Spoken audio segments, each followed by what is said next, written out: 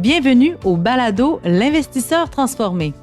Avez-vous l'impression qu'il y a trop d'options et d'opinions vous disant comment investir et planifier votre avenir financier? Grâce à son approche simple et directe, l'animateur Ruben Antoine de la firme Toulette Matthews et Associés vous guide à travers la complexité de l'industrie financière. Les sujets abordés dans ce balado vont transformer votre expérience d'investissement et augmenter vos chances de devenir libre financièrement pour toujours. Bonne écoute! Bonjour, chers auditrices et auditeurs. Mon nom est Ruben Antoine, animateur du podcast L'Investisseur transformé.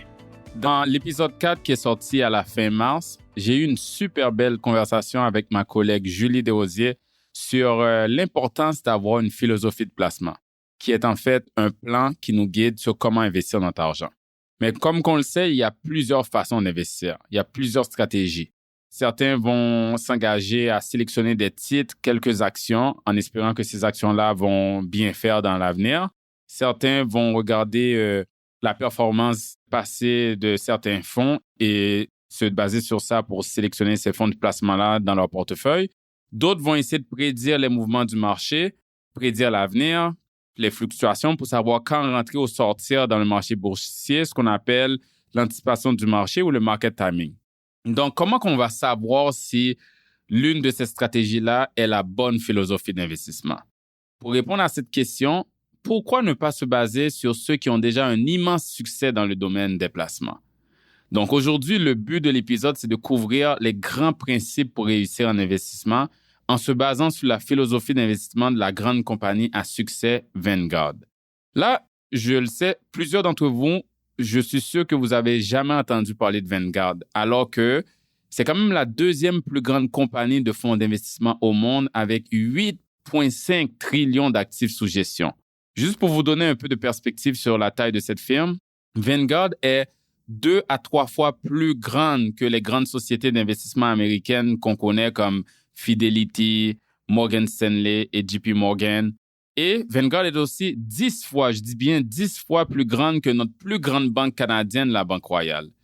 Donc, comme vous voyez, Vanguard, c'est un géant de l'investissement et son succès est en grande partie attribuable à ses principes d'investissement appliqués dans les véhicules de placement qu'ils ont produits. Pour nous éclairer sur ces principes fondamentaux que Vanguard applique dans leurs véhicules et qu'on peut appliquer dans notre portefeuille, nous avons aujourd'hui un expert invité vraiment intéressant du nom de Benjamin Creary, qui est directeur national des ventes chez Vanguard Canada.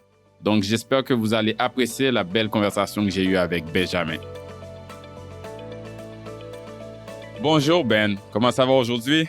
Ça va très bien. Bonjour Ruben. Merci d'avoir accepté de venir participer au podcast L'Investisseur transformé. Ah, ça me fait plaisir. Parfait. Donc, on va commencer directement avec une première question, en fait. J'aimerais que tu prennes un peu de temps pour nous parler un peu de toi, ce que tu fais exactement chez Vanguard. Parfait. Bien, c'est toujours un plaisir de discuter avec toi, Ruben, et merci de m'avoir invité aujourd'hui. Comme tu le sais, chez Vanguard, ça fait 10 ans que je suis avec la firme. Si les auditeurs ne sont pas familiers avec Vanguard, on est au Canada depuis décembre 2011, quand on a lancé nos 6 premiers fonds négociés en bourse. Moi, je me suis joint peu après ça, en janvier 2012. J'ai principalement passé ma carrière en vente chez Vanguard, principalement avec les conseillers au Québec. Alors, j'étais basé à Montréal. Et après ça, j'ai pris un rôle à notre siège social à Toronto, où je travaillais avec les sièges sociaux de sociétés en valeur mobilière. Alors, j'ai commencé vraiment avec les conseillers financiers. Après ça, je suis passé pour travailler avec les sièges sociaux. Et depuis janvier 2020, maintenant, je gère l'équipe de vente qui est basée à travers le pays. Et nous, on couvre principalement les conseillers financiers en plein exercice dans les valeurs mobilières. Wow, 10 ans, une belle évolution chez Vanguard. Ça passe vraiment vite. Oui, absolument. Et je vais te dire, Ruben, nous, la croissance a été très phénoménale au Canada, entre autres à travers le monde aussi. Pour te donner une idée, on a atteint notre premier milliard dans nos produits canadiens en juin 2013. Mais en 2021, en moyenne, nos entrées nettes étaient environ de 1 milliard par mois. Wow, par mois. Par mois, en 2021, exactement. Alors, la croissance extrêmement phénoménale. Au niveau mondial, le Vanguard, globalement, a atteint le 2 trillions en janvier 2013. Et maintenant, on gère plus de 8,5 trillions. juste presque 10 ans. Qu'est-ce qu'on voit vraiment? On va en discuter aujourd'hui. C'est que les conseillers et les investisseurs reconnaissent l'importance des coûts et de la diversification. Et Vanguard est vraiment chef de file à cet effet. Exact. Puis c'est le coût, la diversification, c'est deux des fameux principes primordiaux de Vanguard d'investissement, justement, qui est le sujet de l'épisode d'aujourd'hui. Mais justement, tu mentionnais plutôt, Ben, l'atteinte des actifs sous gestion de 8,5 trillions. J'en ai mentionné un peu dans l'introduction. J'ai donné un peu de détails sur Vanguard sur le fait que c'est en fait un mastodonte gigantesque dans le secteur financier et ce globalement. Mais pourtant, quand je parle autour de moi de Vanguard, Ben, plusieurs personnes encore au Québec, ils n'ont jamais entendu parler de cette firme-là. Peux-tu nous dire un peu pourquoi tu penses que c'est le cas? Tu sais, c'est un titan de l'investissement, mais il y en a beaucoup qui n'en ont jamais entendu parler. C'est quoi les raisons selon toi? Oui, effectivement.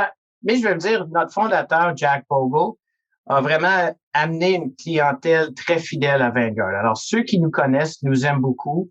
L'avantage de Vanguard, vraiment l'avantage compétitif, c'est qu'on est structuré comme une mutuelle. C'est-à-dire, aux États-Unis, nos clients, ceux qui achètent nos fonds, sont nos propriétaires à travers les unités des fonds qu'ils détiennent.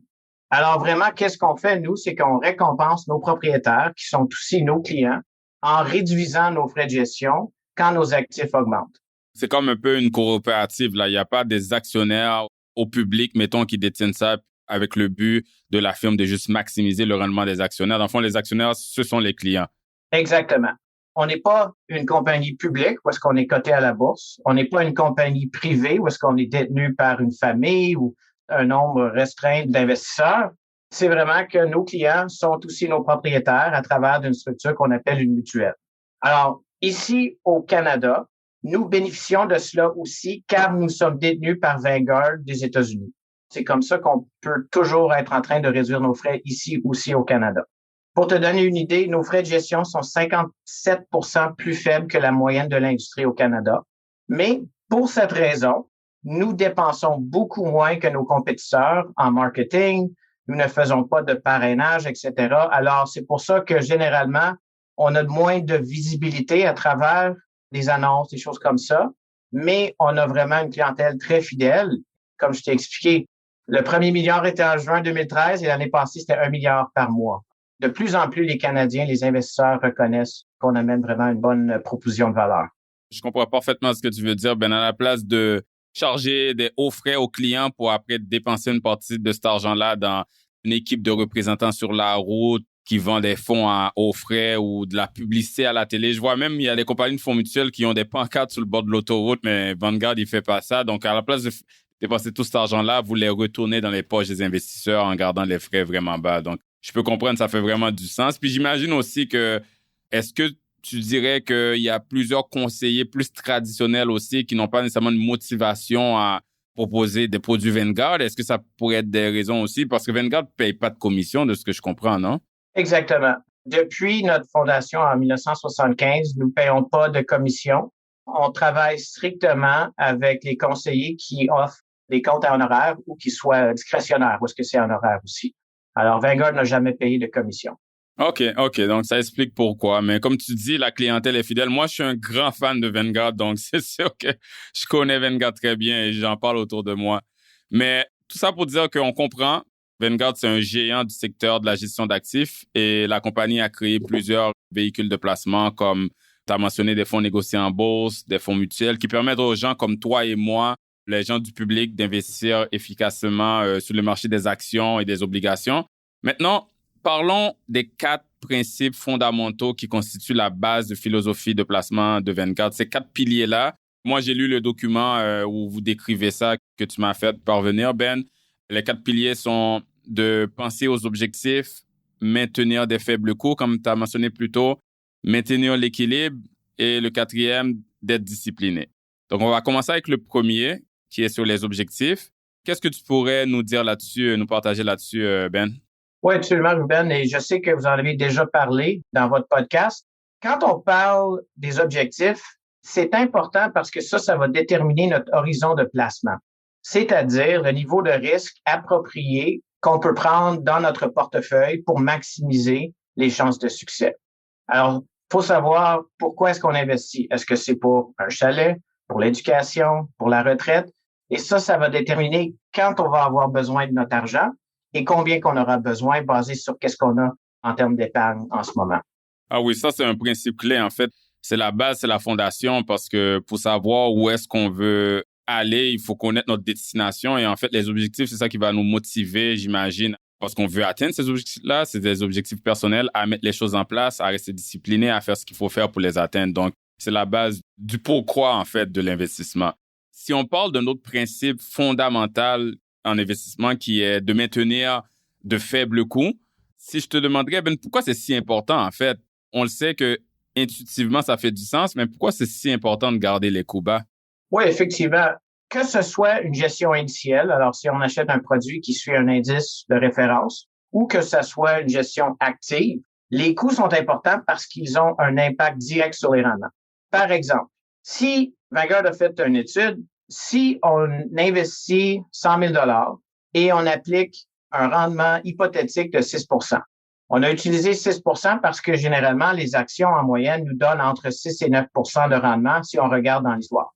Sur une période de 30 ans, un frais de gestion de 0,25 on aurait environ 533 000 sur 30 ans basé sur ce 100 000 avec 6 de rendement par année.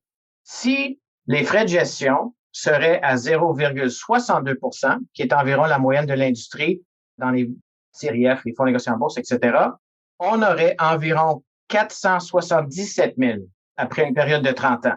Alors ça, c'est une différence de 56 000 sur un investissement initial de 100 000 Alors vraiment, si on veut maximiser nos probabilités de meilleur rendement, il faut utiliser des fonds building blocks, comme on dit en anglais, à faible coût. C'est ça qui va maximiser nos chances de succès à long terme.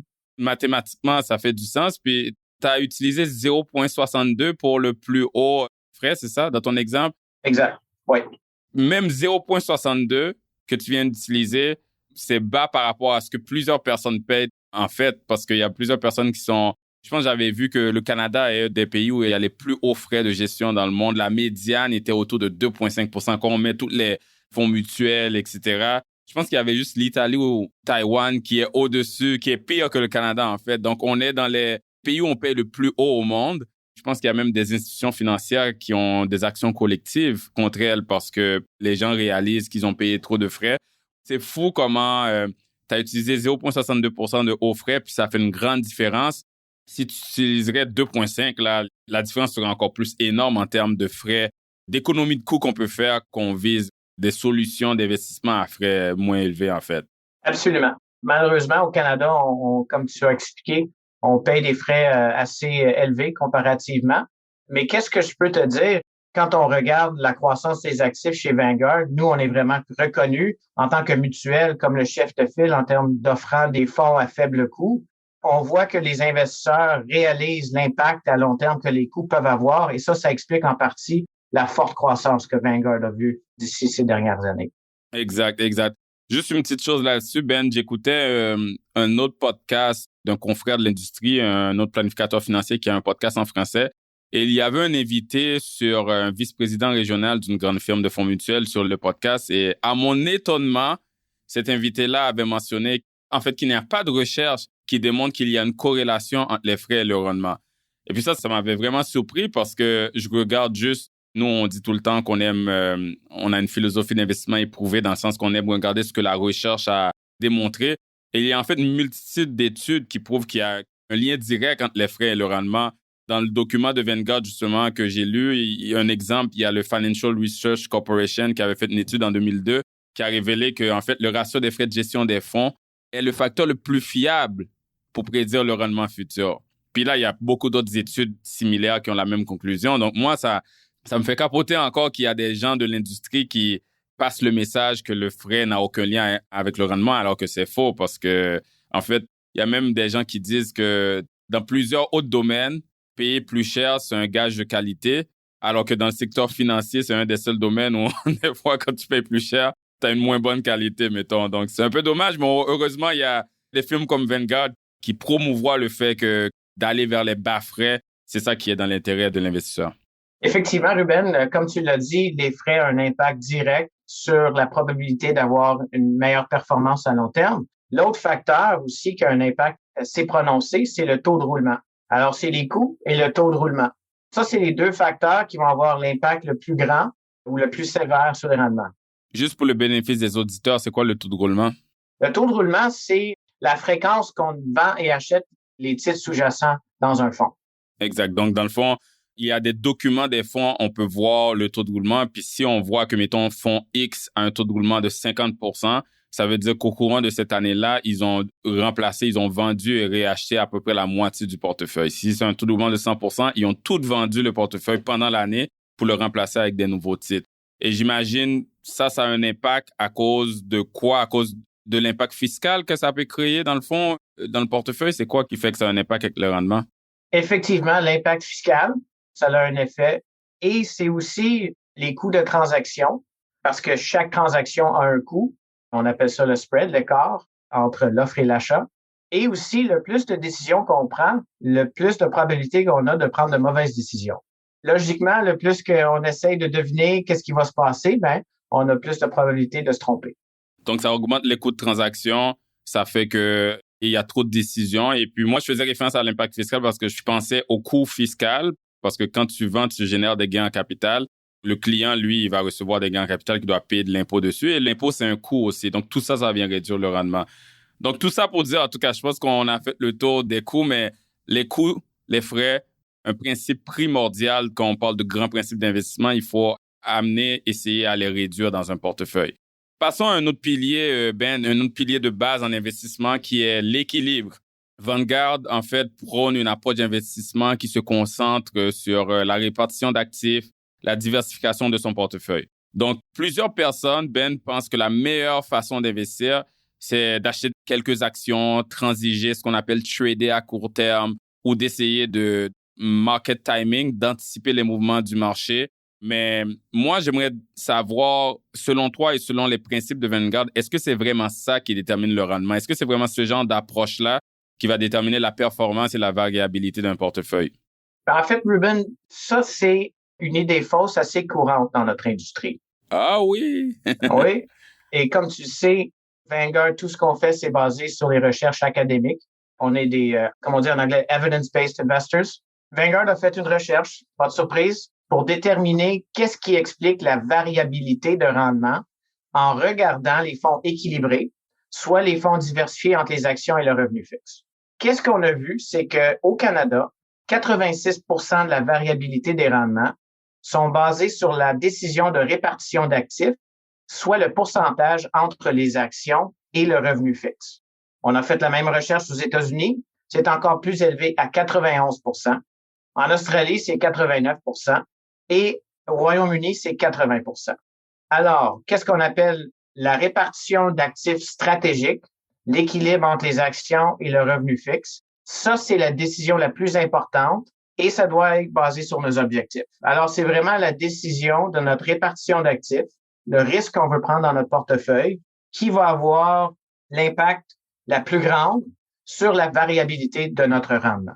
Le plus qu'on transige, le plus de chances qu'on va se tromper.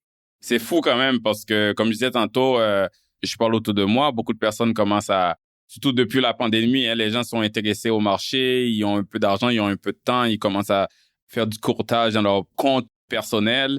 Tu vois beaucoup que quand on demande aux gens « Qu'est-ce que vous faites? » Il y en a qui achètent des FNB, mais il y en a beaucoup qui se mettent à acheter des actions individuelles, 2 ou 3 actions. Ils essaient de timer le marché. Aussi, beaucoup de cours d'investissement offerts en ligne, des cours de trading qui sont basés sur l'analyse technique. C'est très essayer de timer le marché, d'acheter des actions. Alors que tu viens de mentionner que les recherches sont claires. Ce qui va déterminer le plus le rendement, c'est juste de s'exposer à différentes classes d'actifs et la façon qu'on s'expose. Donc, le market timing, acheter des actions individuelles, peut générer des rendements, mais c'est pas ça le déterminant primordial des rendements futurs. Oui, en fait, si on regarde en mars 2020, quand la pandémie a commencé, on a vu les actions baisser de près de 25%. Et qui aurait pensé que presque immédiatement, un mois plus tard, c'est tout revenu. Et on a fait quand même un bon rendement en 2020. Alors, ça démontre juste à quel point c'est vraiment difficile de savoir quand rentrer, de sortir du marché. Parce qu'une fois qu'on prend cette décision-là, il faut être très rapide pour rentrer dans le marché de nouveau, parce que souvent, on peut manquer beaucoup le rebond dans les marchés boursiers. Ben justement, toute la stratégie d'anticipation du marché, est-ce que tu penses que c'est une approche d'investissement viable à long terme? Est-ce que tu penses que oui, à court terme, on peut manquer un peu sa shot, mais si on continue à le faire, on a une possibilité d'avoir une belle expérience d'investissement à long terme? Bien, en fait, la stratégie d'anticipation du marché peut avoir un impact assez négatif sur nos rendements. En fait, je vais parler de quelques recherches qu'on a faites. Une recherche, on a regardé, je pense que c'était la fin des années 70, l'étude est remontée jusqu'à la fin 2016 ou 2017. On regardait le rendement des portefeuilles si on avait manqué les 10 meilleures journées dans le marché boursier et si on avait manqué les 10 pires journées du marché boursier dans chaque de ces années-là sur une période de 30-40 ans. Et qu'est-ce qu'on voyait, c'est que si on aurait pu manquer les 10 pires journées du marché, on aurait doublé le rendement versus l'indice de référence. Par contre, si on avait manqué les 10 meilleures journées, on coupe le rendement en deux. Mais le problème avec ça, c'est que ça serait extraordinaire si on serait capable de manquer les 10 pires journées du marché. Mais en moyenne, sais-tu, c'est quoi le nombre de jours entre la meilleure journée et la pire journée de chaque de ces années-là? Non, c'est quoi? C'est 7 jours. Oh, wow, OK. Alors, si on veut faire du market timing et on veut éviter le pire journée du marché, on a une semaine pour avoir le courage de rentrer dans le marché pour ne pas manquer la meilleure journée. Puis on sait que la majorité des gens, c'est pas ça qu'ils font. Exactement. Si on a une baisse de, mettons, 10 dans le marché, une semaine plus tard, de rentrer dans le marché avec son cash, c'est plus de chance que d'autres choses. Exact. Moi, je trouve ça fascinant parce que je lisais les principes de Vanguard, puis il mentionnait aussi que même les gestionnaires professionnels, là, les fonds de placement, les caisses de retraite, les clubs d'investissement, même eux, il y a plusieurs recherches qui ont regardé leurs résultats et même eux, ils n'ont pas réussi à avoir un succès constant dans le market timing, dans l'anticipation de marché. Donc, moi, je me dis, l'investisseur individuel là, qui est chez lui dans son sous-sol devant son ordi, il doit y penser 2 fois avant de faire du market timing parce que si les caisses de retraite qui ont le talent, qui ont un étage complet d'analyse, ils ont le talent, ils ont l'expérience, ils ont les données, ils ont les outils, ils ont le temps, ils n'arrivent pas à le faire de façon constante, c'est le gros bon sens, là. Donc, il faut faire attention d'essayer de baser toute sa philosophie d'investissement dans une approche comme le market timing, en fait. Effectivement, comme tu le dis, Vanguard a regardé les différentes périodes, des périodes d'expansion et des périodes de récession. Et dans les deux cas, même les investisseurs professionnels, les gestionnaires de portefeuille professionnels qui sont payés pour ça, ont de la misère à surclasser leurs indices. Mais c'est pas pour dire qu'il n'y a pas de bénéfice avec la gestion active. On s'est parlé, la gestion active, en autant que c'est à un faible coût, le taux de roulement est faible et qu'on est discipliné en tant qu'investisseur, peut-être on peut avoir du succès. Mais ça prend beaucoup de discipline et c'est là où est-ce que travailler avec un conseiller financier, un professionnel dans l'investissement peut nous aider. Essayer d'anticiper le marché, c'est très difficile parce que personne n'est capable de prédire l'avenir. C'est un bon point. Écoute, nous, quand on reçoit des clients potentiels puis ils nous demandent c'est quoi votre approche d'investissement, est-ce que c'est d'acheter des actions individuelles, de sélectionner des titres, de prédire quasiment le futur, comme tu viens de dire, on leur dit tout de suite non. Notre approche, elle est simple, elle n'est pas facile, mais elle est simple. Elle n'est pas facile juste parce qu'il y a tout le côté comportemental, mais c'est d'avoir une bonne répartition d'actifs sur plusieurs actifs, de rebalancer, on va en parler tantôt. Tous les principes que tu as dit de focuser sur le long terme, de contrôler ce qu'on peut contrôler, dont les coûts. Parce que là, on se base sur les recherches. On a une philosophie d'investissement qu'on dit que c'est une philosophie basée sur les preuves factuelles, éprouvées, evidence-based investing. Donc, c'est vraiment une question de qu'est-ce que les études quantitatives de la science financière sur le long terme a montré qui marche sur le long terme pour les investisseurs. Puis, c'est ça qu'on veut appliquer. Donc, aucune spéculation, aucune sélection de titres, aucune anticipation du marché. C'est ça qui est important. Donc, je pense qu'on se souvient beaucoup entre les principes de Vanguard et les principes de notre firme là-dessus. Autre principe de base primordial, vraiment clé, la diversification. Donc, on va parler un peu de diversification. On entend souvent l'adage que tout le monde a déjà entendu qu'il ne faut pas mettre tous ses œufs dans le même panier parce que si on échappe ce panier-là, on perd tous nos œufs.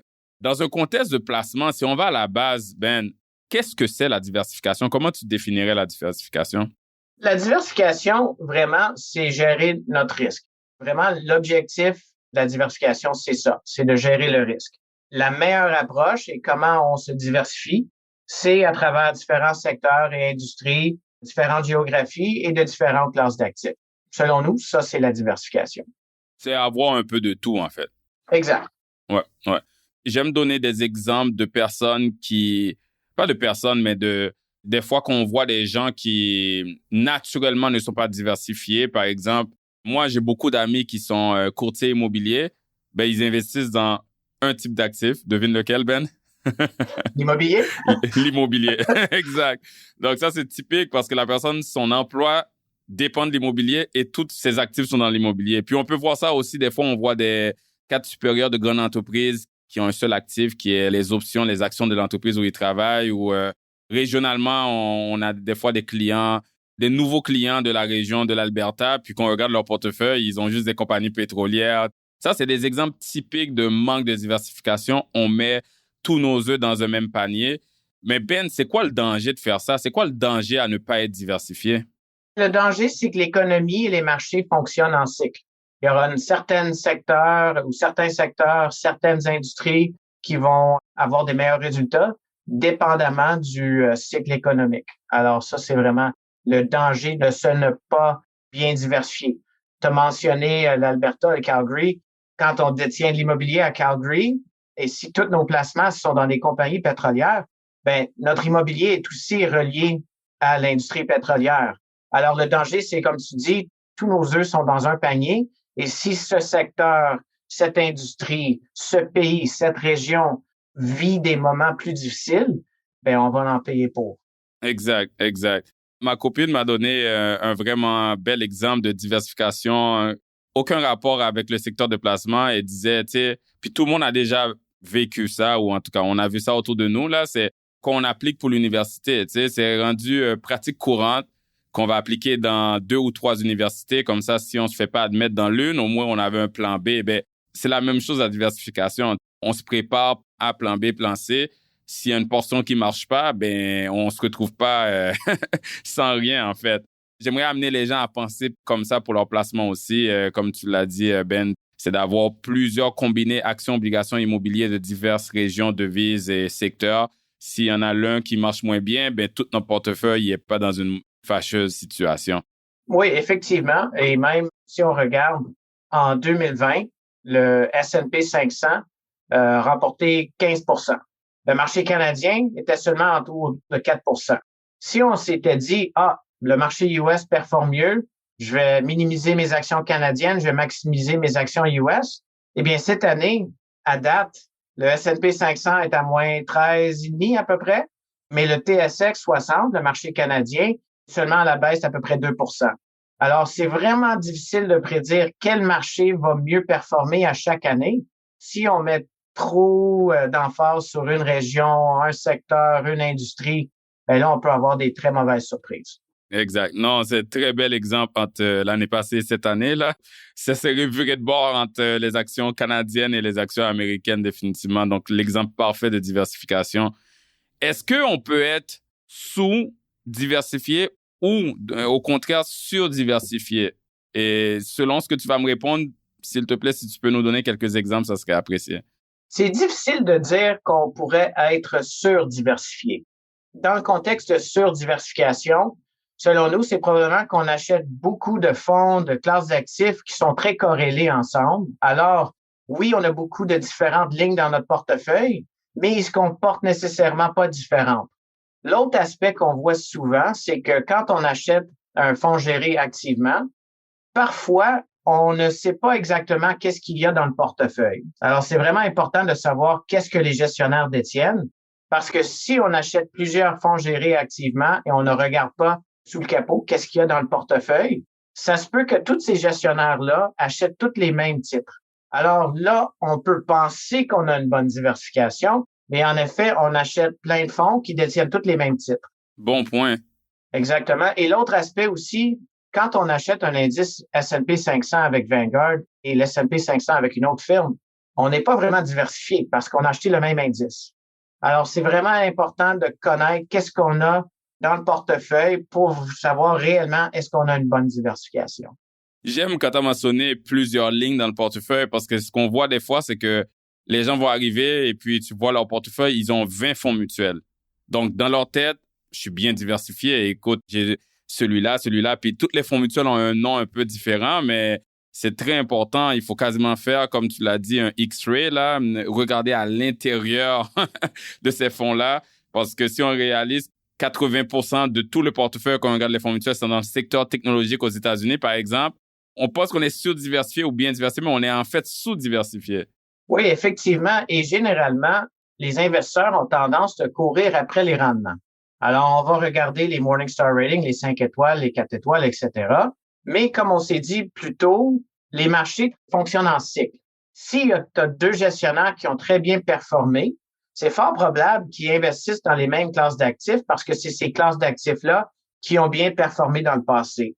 Alors, si on est toujours en train de courir après les meilleurs rendements, on a encore plus tendance à acheter tous les fonds qui détiennent les mêmes actifs parce que c'est tous les titres qui ont bien performé dans une période en arrière.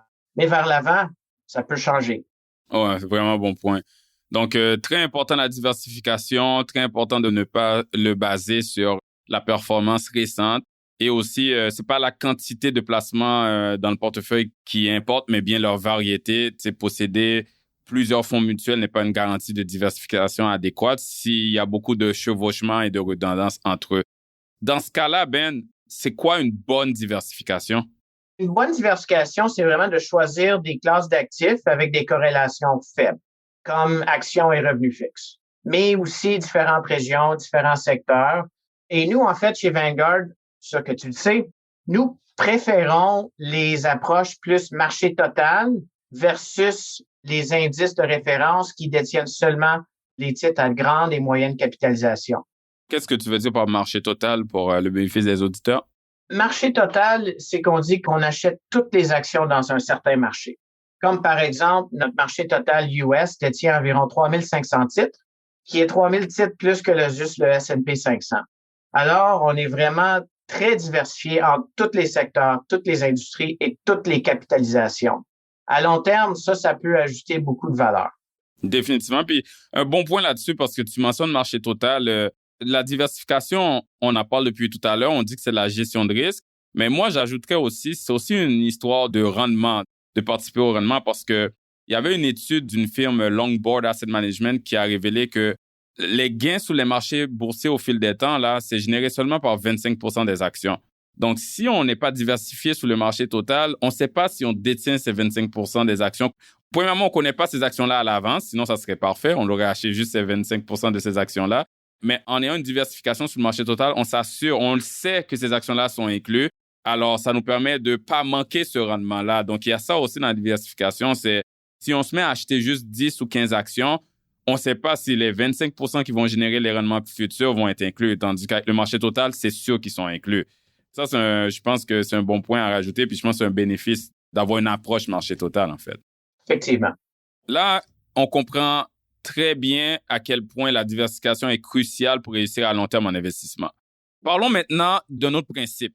On continue dans les grands principes de placement de Vanguard, c'est d'être discipliné. C'est sûr que être discipliné, on sait que ça inclut tout le côté gestion des émotions, contrôle des décisions impulsives. On a couvert en long et en large dans le dernier épisode du balado. Mais si on continue dans l'aspect gestion de risque, quand on parle d'être discipliné, on a introduit le concept de la diversification. Maintenant, on va parler d'une notion vraiment importante qui est le rééquilibrage. Rééquilibrage, c'est un terme qui n'est pas nécessairement familier pour beaucoup de personnes. Donc, peux-tu nous dire qu'est-ce que c'est le rééquilibrage, Ben? Oui, merci, Ruben. Alors, on s'en est parlé un peu plus tôt. La décision la plus importante, c'est vraiment notre décision de répartition d'actifs parce que c'est ça qui va déterminer la variabilité de notre rendement. Alors, le rééquilibrage, c'est vraiment juste une fonction de revenir à cette décision initiale. Par contre, si nos objectifs changent, ben là, notre décision de répartition d'actifs peut changer aussi. Mais c'est toujours de revenir à cette répartition d'actifs cible pour être sûr qu'on va maximiser nos chances de succès à long terme. Alors, c'est de revenir à la proportion d'actions et de revenus fixes qui a un risque approprié qui va vraiment maximiser nos chances de succès à long terme. OK. Dans le fond, si on prend un exemple, on a un placement de 100 000, on a une répartition cible de 50-50. Donc, on met 50 000 dans les actions, 50 000 dans les obligations. Après, le marché, il bouge, comme on le sait. Il y a des fluctuations chaque jour, chaque semaine, chaque mois. Ça vient entraîner un déséquilibre dans le portefeuille parce que les actions et les obligations, ils bougent de façon différente. Donc, on va dire que les actions chutent de 30%, alors que les obligations montent de 5%. Donc là, les actions maintenant représentent, à la place de 50 000, ils représentent 35 000 dans le portefeuille. Et les obligations, à la place de 50 000, ils représentent 52 500. Avec ces valeurs-là, le portefeuille maintenant est un 60% obligations, 40% actions. Donc, le rééquilibrage, ça serait de comme faire un ajustement pour corriger ce déséquilibre-là pour revenir à 50%, 50%. Donc, on vend des obligations, on achète des actions. Et la beauté de ce processus-là, ça va faire parce que là, on est dans le principe de la discipline, ça va nous garder disciplinés de toujours vendre haut et d'acheter bas, alors que en général, l'humain est plus tenté à faire le contraire sous les émotions. Quand on est pris de panique, on a tendance à vendre à la baisse et acheter avec l'appât du gain là quand c'est haut. Mais en investissement, ce qui est bien à faire, c'est vendre haut, acheter bas. Comme ça, on achète à bon prix et on vend haut, on accumule nos profits, on prend nos profits. Donc, c'est pas mal ça. Je voulais mettre des chiffres dans l'exemple, mais c'est ça le principe de base du rééquilibrage. Exactement. C'est en plein ça. OK. Je pense plutôt tu donnais l'exemple du crash du COVID en février-mars 2020. Ça, c'est des occasions des belles occasions de génération de richesse parce qu'on se met à acheter. Par le processus naturel du rééquilibrage, on enlève l'émotion puis on se met à acheter des actions à meilleur prix. Puis quand ça remonte, on les avait eues à rabais. Comme tu le dis, d'une façon comportementale, c'est difficile à faire. Mais dans tous autres aspects de notre vie, généralement, on est capable d'attendre que les choses deviennent en vente pour acheter, pour avoir meilleur prix. Mais quand ça vient aux investissements, c'est différent, c'est plus difficile. Alors, ça revient à l'aspect d'être discipliné. Le plus qu'on est discipliné, le plus qu'on va maximiser nos chances de succès à long terme. Écoute, Ben, j'avais un sourire quand tu dis ça parce que c'est vrai, quand on regarde des journées comme le Boxing Day ou les grandes journées de liquidation là commune, c'est quoi l'autre journée là où il y a des files devant les magasins là? Vendredi noir, Black Friday? Yeah, Black Friday, Boxing Day. Écoute, il y a des gens, pour un certain produit, ils vont amener leur tente, ils vont coucher dehors dans le froid pour avoir un produit à rabais. Donc, comme tu le dis, si les gens pouvaient penser comme ça et appliquer ces principes d'acheter en liquidation à bon prix dans leur portefeuille, tout le monde serait... Sous le coup, on n'a pas envie de le faire, sous l'émotion, mais c'est comme ça qu'on pourrait ajouter des bons rendements dans nos portefeuilles à long terme, définitivement. Effectivement. J'attendrai pas que ma maison baisse de 20 avant de la vendre. Si elle monte de 20 peut-être je vais y penser. Exact. Écoute, je pense qu'on a pas mal couvert les grands principes en long et en large. Penser aux objectifs quand on établit notre base pour commencer à investir. S'assurer de choisir des véhicules de placement qui ont des frais bas parce que ça, il y a un lien direct avec le rendement à long terme. Et les frais, c'est quelque chose qu'on peut contrôler, alors que le rendement de la bourse, on ne peut pas le contrôler. S'assurer aussi de maintenir l'équilibre qui est de diversifier son portefeuille, entre autres, et d'être discipliné qui est de rééquilibrer la répartition d'actifs qu'on a choisi. Donc, en gros, c'est ça. Est-ce que tu aurais, Ben, un sommaire ou une leçon à tirer, un message final que tu aimerais nous quitter avec pour que nos auditeurs puissent partir de bon pied par rapport à ce qu'ils ont entendu aujourd'hui? Oui, merci Ruben. Alors, je pense que la leçon, c'est que les 4 piliers sont reliés ensemble. La première étape, c'est d'établir nos objectifs. Travailler avec quelqu'un, un conseiller financier peut nous aider à cet effet. Et là, ça va identifier l'équilibre qu'on a besoin dans notre portefeuille, soit la répartition en différentes classes d'actifs comme les actions et le revenu fixe. Et finalement, vraiment, les faibles coûts, on s'est dit, on s'en est parlé, ça a un impact énorme sur le rendement de nos portefeuilles. C'est un des facteurs les plus importants. Et finalement, si on n'a pas de la discipline, ça va être vraiment difficile de maximiser nos chances pour le succès à long terme. Je pense que la leçon, c'est que ces 4 piliers sont vraiment reliés ensemble et c'est important de les regarder tous ensemble. Parfait. Et tout ça, c'est résumé, ne c'est pas seulement résumé, c'est traité de façon plus complète dans un document qui est disponible pour le public de Vanguard qu'on va mettre dans les notes de l'épisode.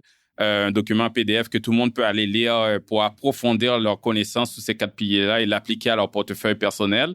Moi, je vais finir avec un message final qui est en fait une citation. Ben, on a parlé beaucoup de diversification et de rééquilibrage et je trouve qu'il se résume bien dans cette citation-là. T'es-tu prêt? Vas-y. OK. C'est une citation d'un dénommé Jacob Fugger, qui était un grand banquier du 16e siècle. La famille de cette personne-là contrôlait la majorité de l'économie de l'Europe dans ces temps-là. Donc, on parle d'une famille vraiment avec une certaine grande richesse. Et la citation se va comme suit. « Divisez votre fortune en 4 parties égales, actions, immobilier, obligations et pièces d'or, et soyez prêts à perdre sur l'une d'entre elles, de ces parties-là, la plupart du temps.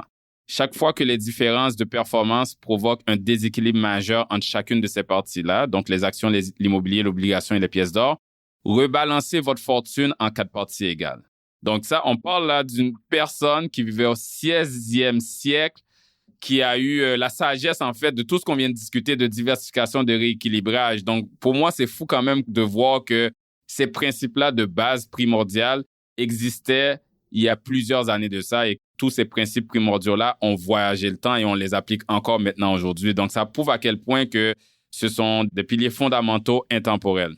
C'est fou que ça date du 16e siècle, mais c'est des concepts qui s'appliquent toujours et Vanguard adhère à ces principes-là et je pense que ça joue dans notre succès et le succès de nos investisseurs. Exact. Parfait. Écoute, Ben, ça a été un plaisir de t'avoir sur le podcast L'Investisseur Transformé. Merci beaucoup d'avoir partagé les fameux 4 grands principes qui sont en fait la base de tout, comme tu l'as dit si bien, le succès de Vanguard parce qu'ils sont incorporés dans tous les véhicules de placement. Donc, merci d'avoir partagé ça avec nos auditeurs et je te souhaite de continuer ta belle évolution chez Vanguard et j'espère te réavoir sur le podcast une autre fois dans le futur. Merci Ruben, toujours un plaisir et à la prochaine. Vous venez d'écouter L'Investisseur Transformé, animé par Ruben Antoine. Veuillez visiter le site web tma-invest.com pour vous abonner au balado, demander une copie gratuite du livre L'Investisseur Transformé et pour en savoir plus sur la façon dont notre firme aide les investisseurs à atteindre leurs objectifs financiers. Merci. Les investissements et stratégies financières doivent être évalués en fonction de vos objectifs personnels. Les auditeurs doivent alors effectuer leurs propres recherches et consulter un conseiller dans le domaine avant de prendre des décisions sur leur placement et finances personnelles avec les informations fournies dans ce balado.